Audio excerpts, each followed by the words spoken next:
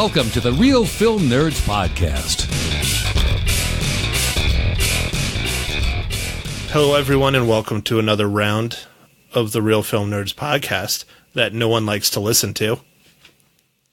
This week, we talk about another Marvel Cinematic Universe film, or actually this Tuesday, since it's not we do more than one episode a week. With me, as always, discussing the Marvel Cinematic Universe, his pride and joy in finding how every single movie we do relates to the Marvel Cinematic Universe, Mysterious Mike. Hello, everybody. And Matt, come on, we have people listening to our podcast. Our numbers are up. I don't know what you're complaining about. No, they're not. Our numbers are super down. Our numbers are down 200%. That's only this week. There was a holiday, dude. Come on. It's not this week. That's over 2.5 weeks. You are too on the numbers. You need to just let it... My own family doesn't even listen anymore. They've gotten that bored with us. Well, yeah. Mike, I think you need to spice it up. It's clearly not my side, it's your side. Obviously, it's my side. I think it's just way too much flaccid penis for people. I don't know. Oh, man, every time we bring it up, though, we have to talk about, in case anybody hasn't heard, that there is, in the Game of Thrones, the first season, there was a bunch of flaccid penis, and I mentioned how I liked it, and now, ever since then, it's kind of a thing, it's kind of an inside joke that I always talk about all the flaccid penis, which this current movie that we're going to talk about has no flaccid penis, Ant-Man and the Wasp. Oh, you mean Honey, I Shrunk the Kids 3? No, it's not Honey, I Shrunk the Kids 3. The first Honey, I Shrunk the Kids was good, though. It really came off across as like Honey, I Shrunk the Kids 3, especially with all the ants. Oh, interesting. All right. Well, on that, I'm going to go over the... Come on, that was a good joke and you didn't even get it. Yeah, I guess it was a good joke. Whatever. You're too old. Yeah, I'm too old. In the aftermath of Captain America: Civil War, Scott Lang grapples with the consequences of his choices as both a superhero and a father. As he struggles to rebalance his home life with his responsibilities as Ant-Man, he's confronted by Hope Van Dyne and Dr. Hank Pym with an urgent new mission. Scott must once again put on a suit and learn to fight alongside the Wasp as the team works together to uncover secrets from their past. This is directed by Peyton Reed. The writers are Chris McKenna, Eric Summers, Paul Rudd, Andrew Barr, and Gabriel Fiara. You even had it when you first said it, but it's okay. The starring, Paul Rudd as Scott Lang, Evangeline Lilly as Hope Van Dyne, Michael Pena as Lewis, Walter Goggins, Bobby Cannavale as Paxton, and of course, Michael Douglas as Dr. Hank Pym, Lawrence Fishburne as Dr. Bill Foster, Michelle Pfeiffer as Janet Van Dyne, and there's a few other characters. Lots of stars in this movie. Well, all right then. There's our nice rundown. So, let's just skip to the end. Mike, how many reels do you give this movie? Why? Did you not like this movie, Matt? Tell me No, your I thoughts. liked it. I thought Ant-Man was alright. I thought it was a good movie. I thought it was funny. There was parts of it that bothered me, but I enjoyed it overall. I thought it was a good movie. Yeah, I thought this movie was fun. I guess a lot of reviewers have also said this, that because the last Marvel movie was pretty intense and almost dark, that this was a great, refreshing movie, and I tend almost dark? Shit, Infinity War was crazy dark. How was it not almost dark?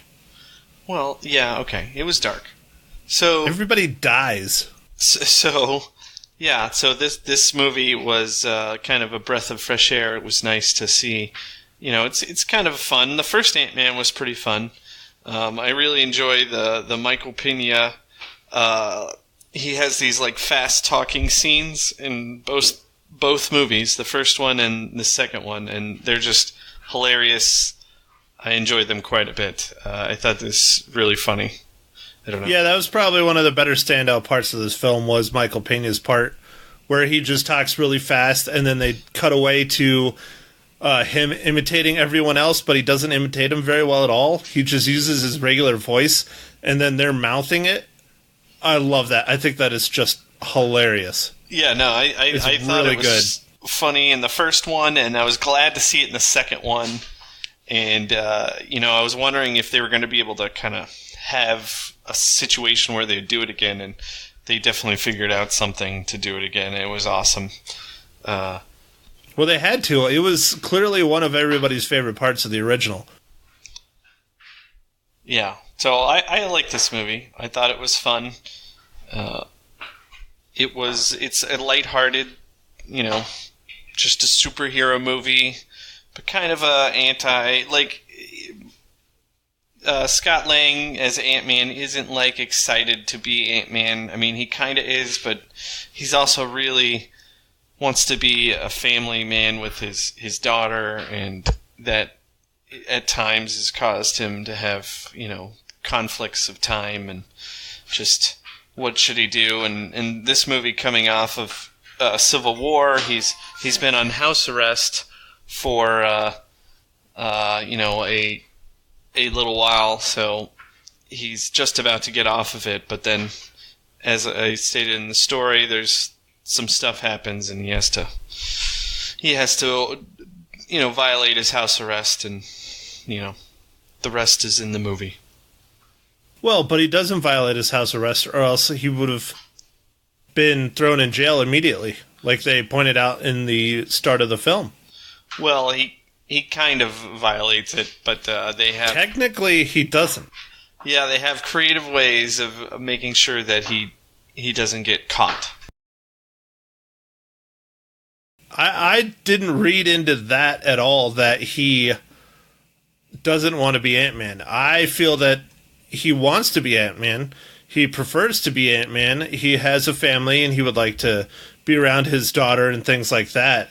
But I feel that he is trying to stick to the straight and narrow so that he doesn't get in trouble anymore being an ex-con, because he already has seen what being an ex-con has done to his life. Yeah, well, I guess that's true, but I feel like he doesn't always want to be Ant-Man, and maybe that's what it is. He doesn't always want to be Ant-Man, because there's certain responsibilities that he has outside of his superhero role. Well, but if you take a look, Tony Stark then doesn't want to be Iron Man, because outside of his roles of flying around as Iron Man, he's getting shit-faced and taking girls out and going to parties and buying Lamborghinis and building houses. Yeah, I guess that's true. I don't think he's buying Lamborghinis, man. It was exclusively Audis that he drove. Yeah, whatever. He drives a lot of different vehicles in Iron Man, but what was that, 3 where they really pushed the Audi? Doesn't matter. No, all of them. He's driving Was like it all of an them? R8, and yeah, he's always driving Audis. And I think he drove like a TT, and it's kind of a thing in this movie. Did you notice that there's a little bit of Hyundai featured? Oh yeah, there was Hyundai and Mercedes-Benz. Oh yeah, Mercedes-Benz, yeah. Yeah, so I guess those are all the notes I had, Matt. I'm done with all my notes. I didn't have a lot of notes on this movie. I enjoyed it. The final, I don't know if we should spoil it or not, because we always do spoil everything, but the final, or not final, but mid-end credit scene. Yeah, the mid-credit scene. Yeah, the mid-credit scene was quite interesting. So, I don't know. Your call, man. People are already talking about it. Yeah, are they already? Is it already ruined all over the interwebs? Oh, of course. I don't know if they're... people always warn and say spoilers, but whatever. Well, I don't know. Your call. I don't care. Well, Matt, how do you think this relates into with the Avengers, the current Avengers movie that just happened? I think Ant-Man's screwed. Yeah, I think he's going to be spending some time in the quantum realm. Yeah, the quantum realm. I was spacing on what they called it. Okay. All right. I'm not sure. I don't know what to think, because this really kind of set up for some stuff just like the Avengers, where we really need to see the next Avengers, and I guess probably this new Captain Marvel movie that's coming in March, I believe. Is it March or is it April? I don't know. It's March or April for sure. Spring? I know it comes right before Avengers 4. And Avengers 4 is, I think, slated for May. Yeah, it's probably early May again, like the first one. Well, the first one was late April, but yeah. Yeah, but it was slated for the first weekend in May, and then they just bumped it up. Yeah, they wanted, because of everything that was happening globally, they didn't want it to leak anywhere, so they released it around the world at the same time, which is unusual.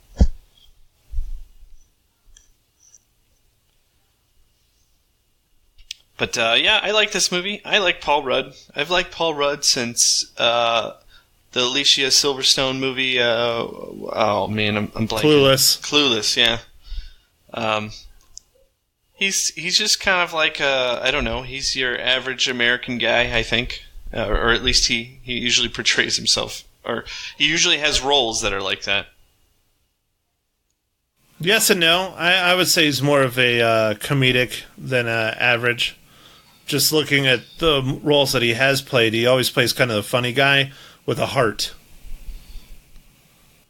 All right, funny guy with a heart. Okay. Well, for instance, role models. Oh yeah, Venti. Funny guy. Yeah, funny guy with a heart, man. What is it up with this Venti? I want 20 ounces. That's the other 20. One.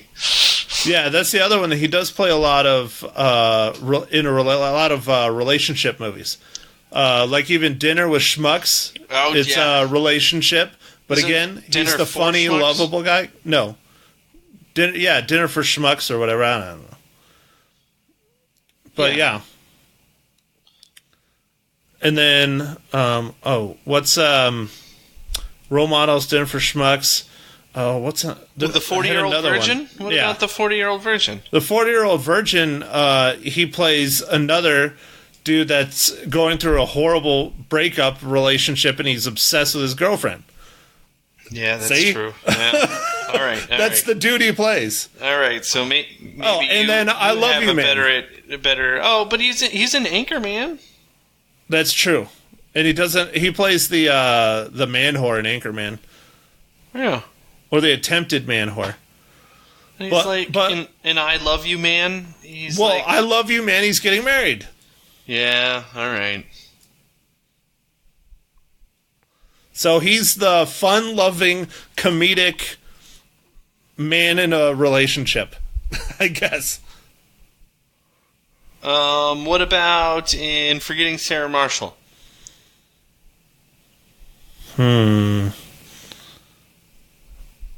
I'm trying to remember what role. Oh, that's right. He plays the surfer guy. Yeah. Well, that was a small part compared to the other ones because he wasn't the lead in that. Yeah, he was just the guy who forgot everybody, and he was just kind of a stoner surfer guy. Yeah, he's Kunu. Yeah. Kunu. What does that mean? I don't remember what his name is in it, but it was something like George. He's like, I Googled it. Yeah. All right. So maybe that was just a trip to Hawaii for him. I don't know. He got paid, so it's a paycheck. Yeah. So how do you think your girlfriend did in this movie, Mike? Evangeline Lilly? Yeah. She's not my girlfriend. I know how much you like her. I liked her a lot on Lost. I thought she did okay. For someone who was giving up on acting, it was kind of weird. I don't know if you'd heard this, Matt. No. So she before she's not my girlfriend. She's your girlfriend, so I don't pay attention to her. I'm sorry. Yeah, so before she got her role in Lost, she was living in her car and broke. And she got the role in Lost, and then she kind of didn't really enjoy the fame of being on Lost and being an actress and stuff. So she said she was going to retire and not do anything else. Well, a little bit later, this director, Peter Jackson, called her and said, "Hey, I was wondering if you want to be in my new Hobbit movies." And she was like, I guess so. Because she used to date one of the guys who was on the original Lord of the Rings, who was on Lost. Oh, man, I forgot his name. I figure Peter Jackson would have called up and would have been like, "Hey, do you like money?" Well, apparently she enjoyed acting on that because she was in New Zealand. I'm like, oh, yeah, I bet it was great to be in New Zealand. Very beautiful country, and the people are supposed to be nice, and there's not a lot of people, so yeah, I'm sure she really enjoyed that. But then after that, she did that movie with the boxing robots with Hugh Jackman. God, that movie was terrible. Oh yeah, it was terrible. I'm like, why did she pick that movie? And then she landed on, and then Marvel called her up and said, "Hey, we're thinking about casting you in this Ant-Man movie." And, of course, in the first one, she's barely in it. Yeah, it's a small part, but she's still in it. Yeah, and then the second one, this one, she's in it quite a bit. But, yeah, I guess she's still acting, and she's okay with whatever's going on. I don't know. I'm sure she gets paid pretty well, but... yeah, she's not my girlfriend, man. Lies. So, all right. I'll get into what bothered me about this movie since I guess you're done talking about your girlfriend. Yeah, no, I didn't, I don't think anything bothered me. I think I like this movie. One of the problems I had with this is how they make Paul Rudd look like an idiot, which was not... or Scott Lang, shall I say, his character Scott Lang, which clearly was not in the first one. The first one, he's very smart.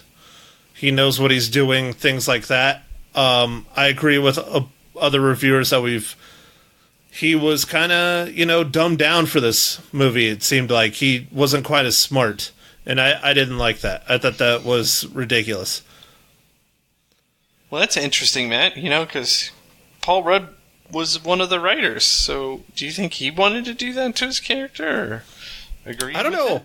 I think part of it might be that they were trying to make it more of a Wasp film, which I think it came off that way as more of a Wasp film. She's more the star of the film instead of the side character, and Ant-Man is more the side character, but then, the one that kind of saves the day is Ant-Man, and, it kind of goes back and forth, but I think it was more about the Wasp and Dr. Hank Pym and their whole family, and Ant-Man was just kind of in it. Yeah, I guess I could agree with you on that. It does say Ant-Man and the Wasp, so it probably should have just been the Wasp and Ant-Man. Yeah, I think so. Because it was more of the Wasp storyline with the Ant-Man thrown in when needed for various things, but, yeah. Yeah.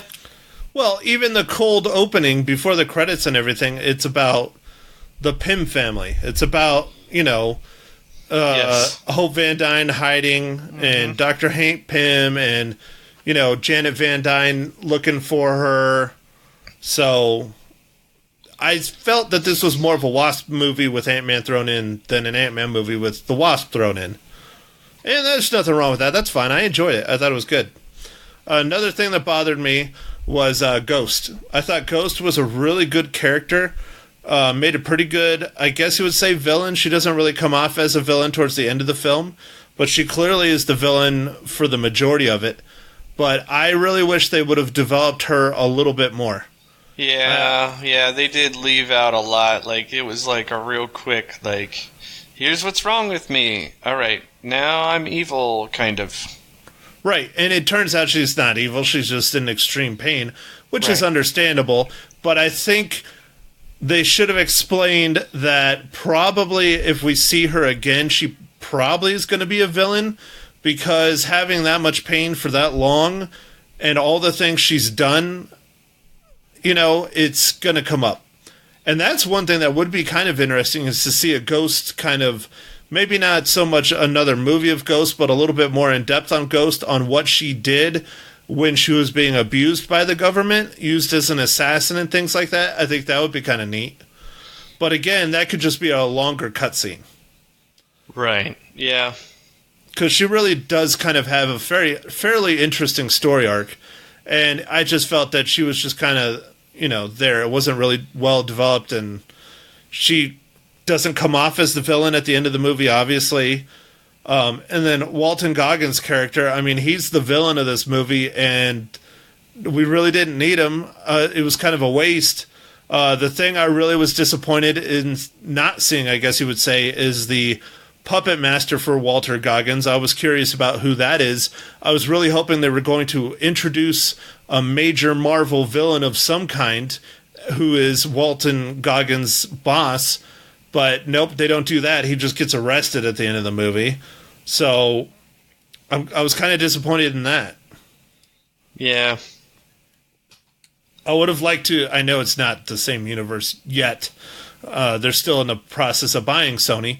But I would have loved that to be like the introduction of like maybe Mr. Sinister, or I don't know, maybe even bringing in Harry Osborn, some rich big-time villain from the Marvel Universe would have been really cool, even if it was just a split-second cutscene of, Goggins on the phone with him or something. But he was a throwaway character. And that bothered me, because Walton Goggins is an incredible actor. He does some great roles, and this is like the second one of these he's had. The Tomb Raider movie, he was the villain in that. And yeah, that was you're right. Horrible. That was absolutely horrible. What a waste of a good actor. Yeah. And that's exactly what they did here. Yeah. Yeah, that's depressing. You're right, Matt. So I like the addition of Randall Park. He's the guy that plays the FBI agent. Oh, yeah, he was fun. I really like him from... now I'm spacing on the name of the show on ABC. Fresh Off the Boat. I really like him in Fresh Off the Boat. That show is hilarious. But it kind of felt like he brought some of that into this movie, being, on a sitcom so long. He brought that kind of sitcom-y humor to it. And again, that was probably just the writing too. But I like Randall Park a lot. So I liked seeing him in there. And I didn't think it was terrible, but I thought it could have been a little bit better, maybe. I don't know. Yeah. And then Michelle Pfeiffer, I mean, how awesome was that getting to see her in there? Yeah. And clearly she's going to be a much larger influence in the upcoming MCU universe, hopefully. Yeah, I got the feeling that she would be more used due to her newfound abilities. Yeah, because they tease that at the end about how she has these abilities that she's either has changed the structure of her DNA, or she learned how to do, or whatever, from being in the quantum realm. And clearly the abilities work in this world. Yeah. So that's going to be kind of neat. They definitely do. Anyway, I didn't have any complaints about this movie. I just like this movie. Not so much complaints, I just had critiques. Yeah. So Matt, with that, how are you going to rate this movie? I give it a 3.5 reels out of 5. Oh, even with your complaints, 3.5 reels. Man. Dude, it was a fun movie. It was enjoyable. There was a lot of interesting, fun things. I didn't tear it apart, but like I was saying, there's just some things I would have liked to have seen. I guess I'm a little bit more lenient on most films than you are. I don't know. Yeah, no, that's okay. I'm going to go with 3.5 reels as well. I enjoyed this movie. I think people should go see it. It was fun. See, and that's what's funny is that you think it's a good movie, but you gave it 3.5 instead of, 4 or a 5. Whoa, Kind of interesting. Yeah. When I think a movie's good, I give it a 4 or a 4.5. Oh, well, I'm harsh. You can add to Mysterious Mike, Harsh Mike. Mysterious, shoeless, harsh Mike. Yes, I'm not easily pleased by movies. I don't know. I've literally seen thousands of movies now. So, yeah, I think you probably have me beat a little bit just purely based on your tenure working in a movie theater. Yeah, I might have you beat. Well, because I still have, every now and then, my roommates from college will comment or say something on Facebook or whatever. And one of the things to remember most of having me as a roommate is going and watching movies with me. So clearly I still saw quite a bit of movies when I was in college, but you worked at a movie theater, so you had me beat there. Yeah, I did work in a movie theater. Although I didn't get to watch as many of the movies as I do get to watch now. Like, it takes quite a bit of time to watch movies over, it's a good 2.5 hours of dedication at least every time we go watch a movie, because for me there's some drive time and whatnot, and so yeah, but you still see 3 to 4 movies a week. Well, yeah, so that's normal, right? Well, I see 2 on average if I'm lucky, not counting what I watch at home, because when I'm at home is where I typically watch most of my movies. Oh, okay. Well, Netflix, Hulu, Amazon Prime, stuff like that. Oh, yeah. I watch a lot of that too. I also do not have cable in a traditional sense. I do have one of the on-demand services, DirecTV, now. Although they're raising the price $5, so I don't know. They shouldn't be raising it for us because we signed on, and it was in part of the contract that they're not going to raise the price as long as you keep paying. I don't know, man. I think they said even us. We'll find out. But I haven't gotten an email, so. All right. Oh, Matt, speaking of services, what's going on with MoviePass? It sucks. Well, what sucks about it? What's going on? Like, did they? My app isn't working, so I can't go and see movies. And I'm wondering if that's from me talking about MoviePass and Picture Show locally, and so Picture Show's just like, we'll just not let this guy see movies anymore. So you think you personally have stopped Picture Show from accepting MoviePass? Just from me. Just from you. Just one person. Uh-huh. They locked it down. They didn't like your money. Like, your money's bad there. Right. And tainted. Like every time you go there, you don't buy any of the concessions, right? None. Just $1.50 soda. Oh, okay. So $1.50 soda for the soda that costs 5 cents. So they're only making $1.45 off of you. That's terrible. I am sure it's up to more like 7 cents now, Mike. Inflation. Oh, maybe 7 cents. Okay, maybe 7 cents. Well, coming from someone who used to work at a movie theater, we make all the money on the concessions, so it doesn't matter as much about the box office. Have you thought about getting a second job at the movie theater just so you can see more movies? No, because then they'd want me to work on the weekends and stuff, and then I wouldn't have a chance to go see the movies that I could see for free. Good point. Yeah.